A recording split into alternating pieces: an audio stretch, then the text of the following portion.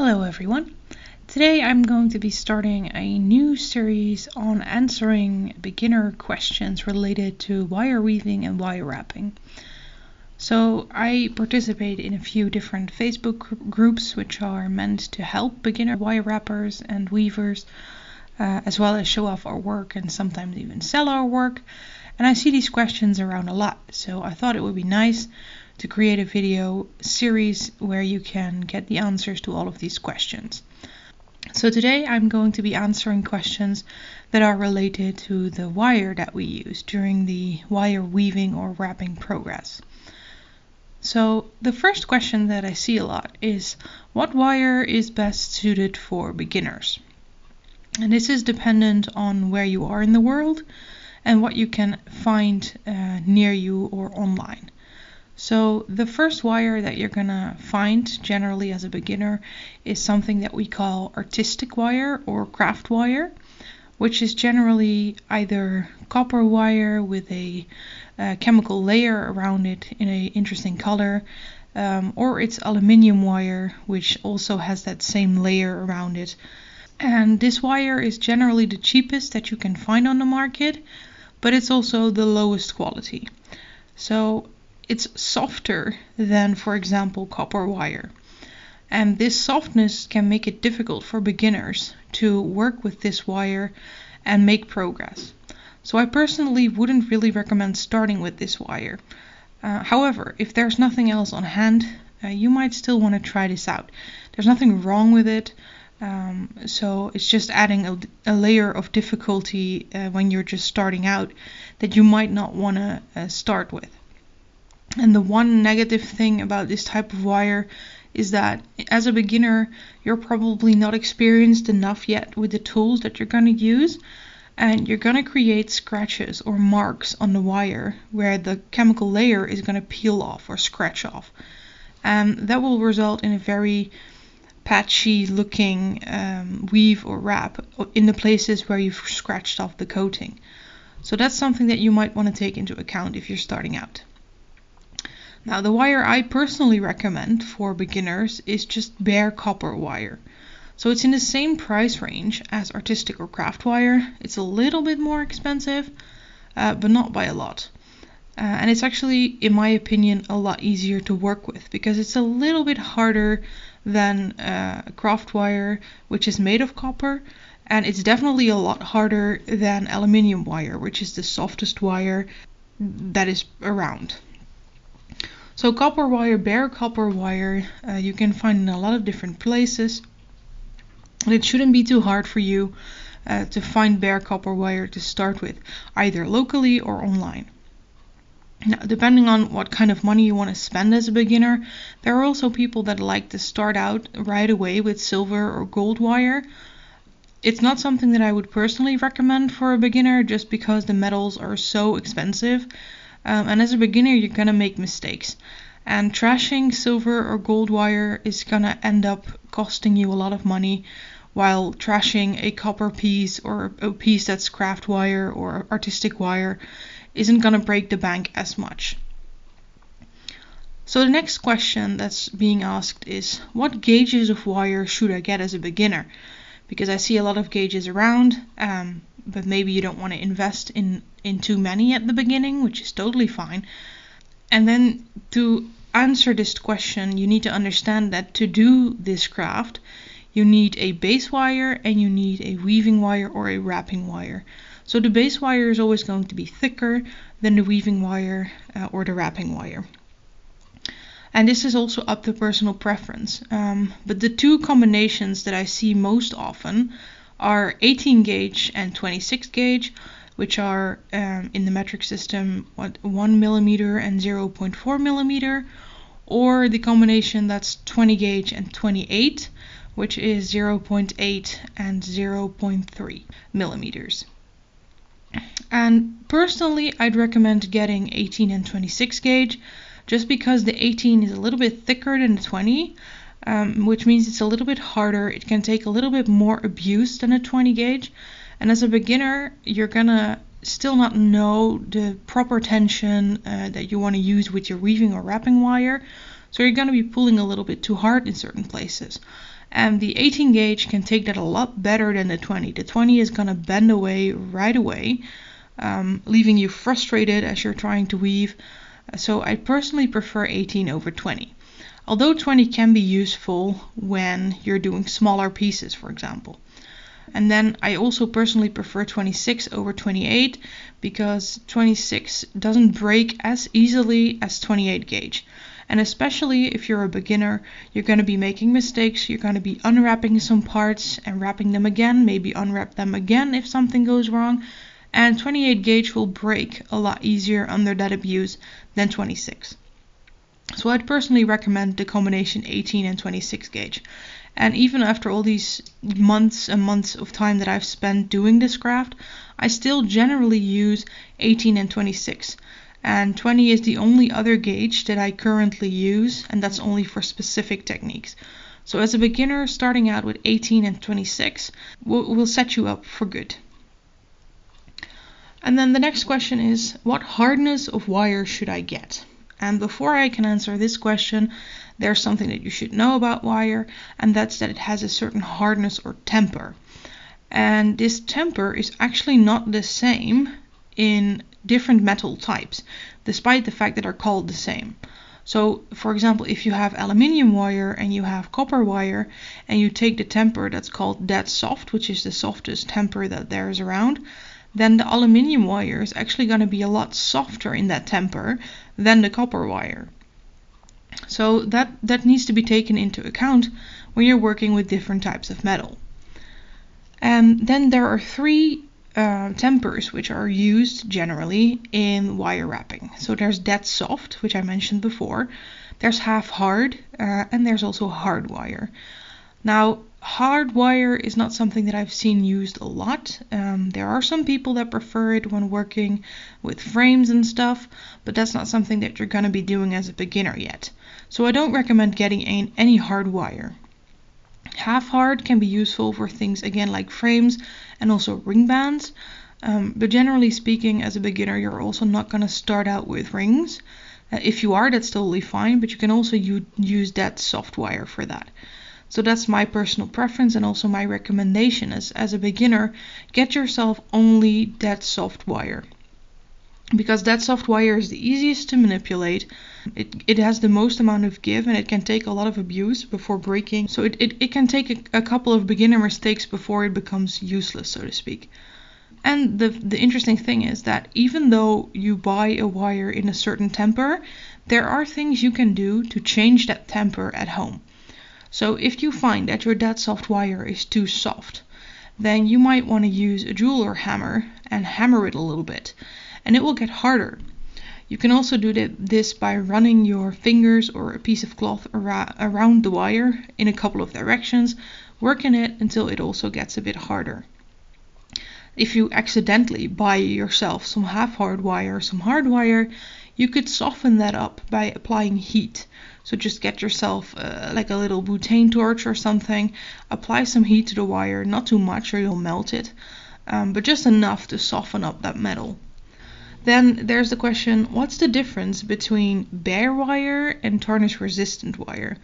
And the simple difference is that bare wire naturally oxidizes or rusts, as some may call it, while tarnish resistant wire still does this to some extent, but it takes really a lot longer for that to happen and it's not as noticeable. So either, depending on what you're going to be doing, you're going to want to get bare wire or you're going to want to get tarnish resistant wire. It's just dependent on your preferences. It's true that tarnish resistant wire generally has this chemical coating which makes it a bit slippery.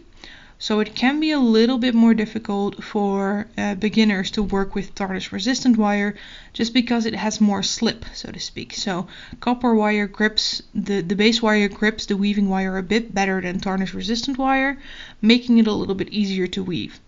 But either way you'll be fine, whether you get bare wire or tarnish resistant wire. The only thing you have to look out for again is you might leave some marks on the tarnish resistant wire. So if you scratch off that coating, the patches where the coating is removed will start to oxidize, creating different colors in different places. So that's something you want to take into account. And then the next question actually has to do with this, because that's why does my wire change color, and is there something that I can do to prevent this? And that's the oxidation process taking place that I mentioned before. So I'm going to do a separate video on oxidizing pieces, preventing oxidation, and all the things that have to do with that. But in short, there is nothing that can permanently prevent this process. So there are ways to slow it, there are ways to clean it up, but there is no permanent way to prevent this process. So that's something you want to take into account when you're buying wire. Are you wanting to make pieces that stay shiny forever? Then you might want to go for tarnish resistant wire, because it takes a lot longer, and we're talking about years and years and years longer than bare wire. So the next question is, where should I buy my wire? And again, this is dependent on where you are in the world. So I personally started out buying my wire at a local craft store.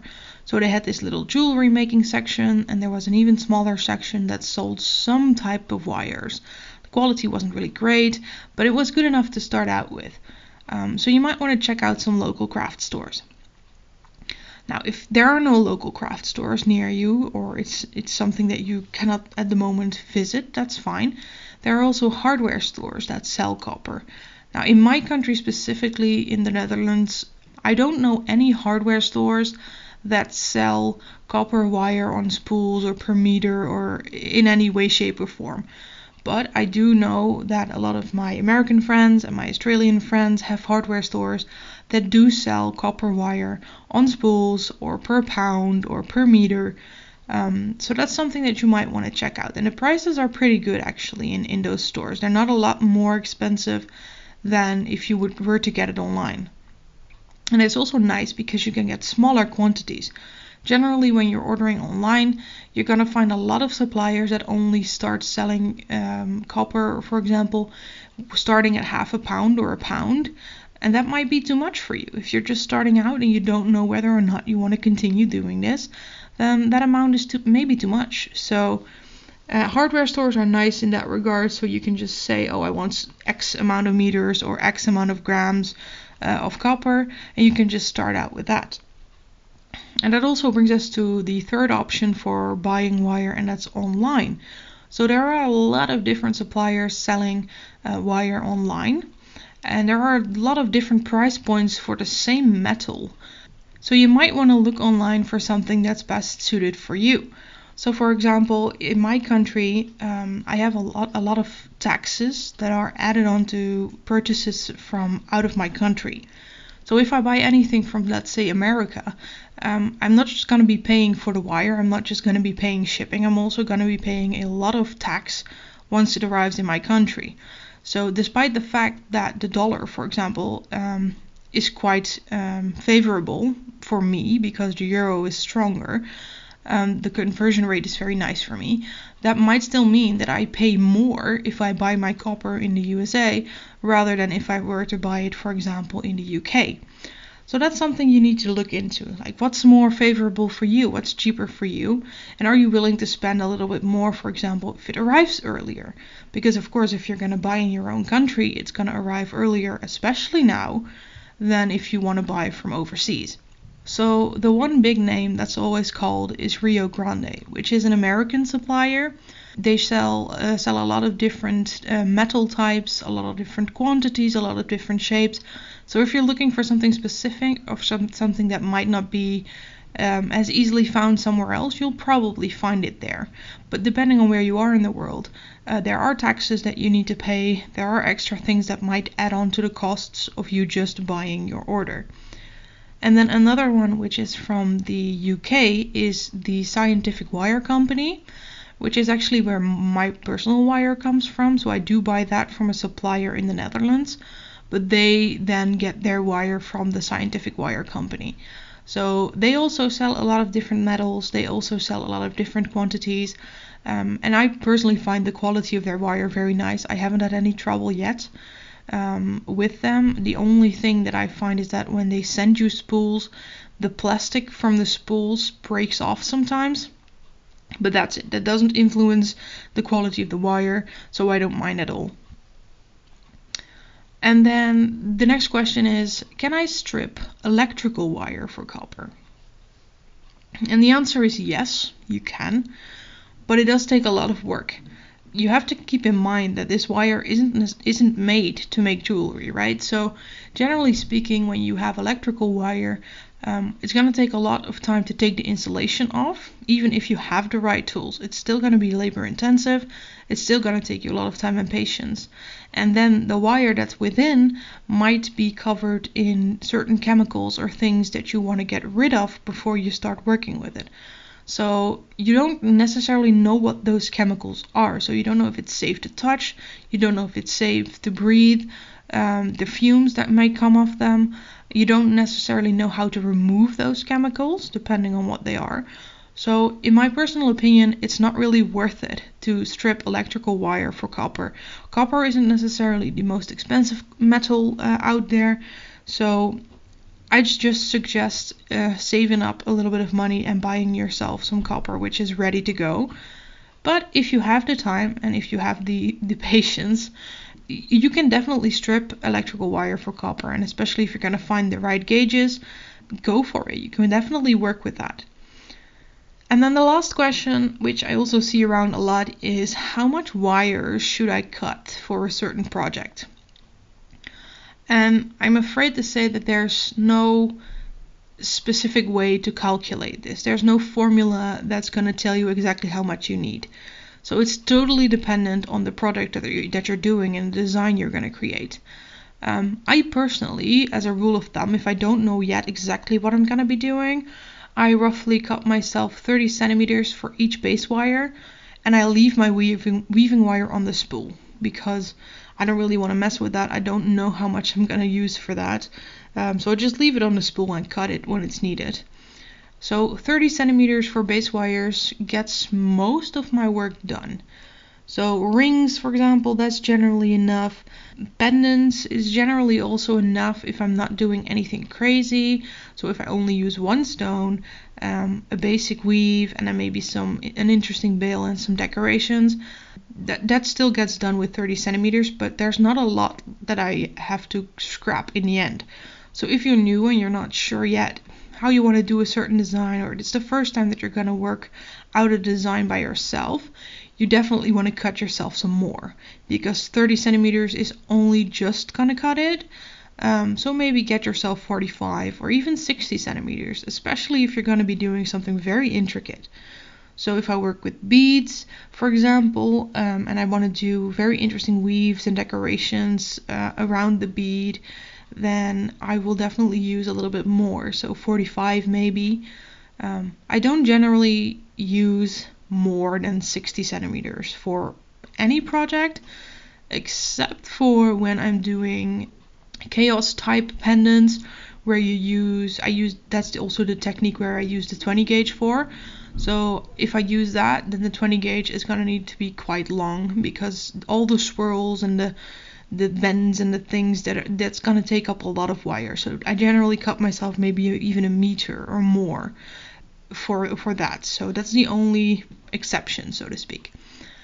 So yeah, that's just a thing of experience. As you're making a lot more things and you're creating a lot more, you're gonna be able to get that insight into how much wire you're gonna need for each project.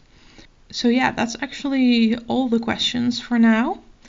And I hope that that's helped you just, get some information on all the things regarding to wire. And I hope that it will help some beginners to feel less intimidated about starting this craft. Because honestly, guys, it's fun. It's something that's interesting to do. And you should have fun doing this. You shouldn't feel scared to start. So I hope that this video has helped contribute to that a little bit. Now, thank you very much for watching. If you'd like to support me, you can check out the description box where I've left my Instagram, some other social medias as well as my Etsy store, where I also sell some tutorials, and also the jewelry that I make. So I'd like it very much for you to check that out if you can, but it's of course not required. A like to this video or a comment and a subscribe to my channel would be very much appreciated again, but not necessary for you to enjoy these videos. So again, thank you very much for watching, and I hope you have a very nice day.